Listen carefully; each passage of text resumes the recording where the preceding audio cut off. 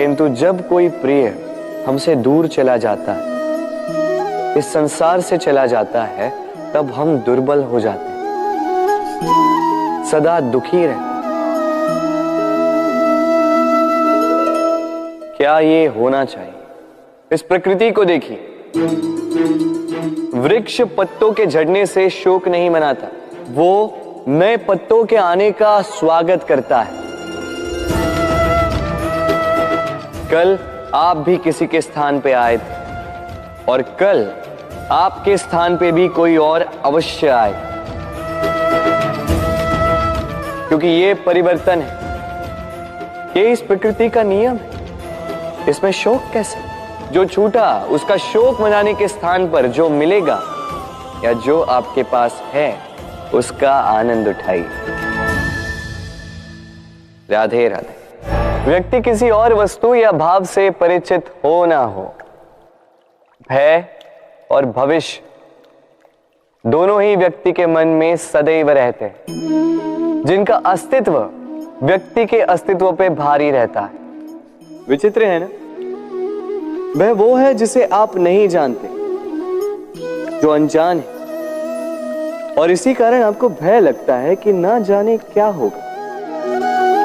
भविष्य वो है जो अब तक घटा ही नहीं, तो जो घटा ही नहीं उसके विषय में चिंता क्यों? आपके हाथ में है वर्तमान। वर्तमान के कर्म सत्य मन से कीजिए और सोचिए ये कि अपने कर्मों को और कितनी श्रेष्ठता से किया जा सकता है। इसलिए आप विश्वास कीजिए,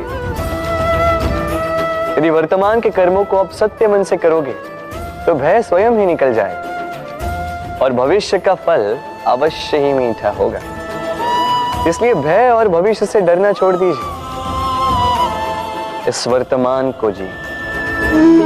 हम सबको कभी न कभी तो क्रोध आता ही और आएगा भी। मनुष्य इन्हीं भावों से हम जुड़े, किंतु ये क्रोध क्यों आता है? कभी सोचा है आप?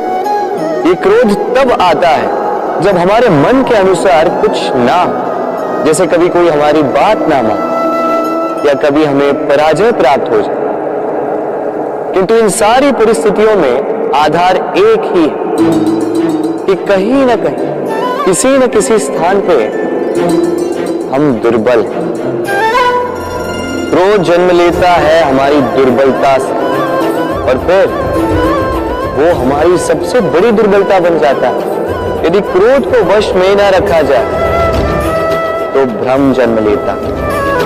यदि भ्रम को वश में न रखा जाए तो विवेक व्याग्र होने लगता है, और यदि व्याग्रता को वश में न किया जाए तो व्यक्ति का तर्क ही नष्ट हो जाता है, सोचने समझने की शक्ति शून्य हो जाती है और फिर उस व्यक्ति का पतन हो जाता है। इसलिए अपने क्रोध पर वश रखें और अपने मन को शांत होने के लिए करें। राधे राधे। अक्सर आपके बड़े बूढ़ों ने आपसे कहा होगा कि ये संसार दुख का मूल है और ईश्वर भक्ति उस दोष से दूर जाने का मार्ग है। किंतु सोचिए, यदि ये संसार दुख का सागर होता तो क्या नियति आपको यहां पर जन्म लेने देती? क्या ईश्वर यहां पर अवतार लेते?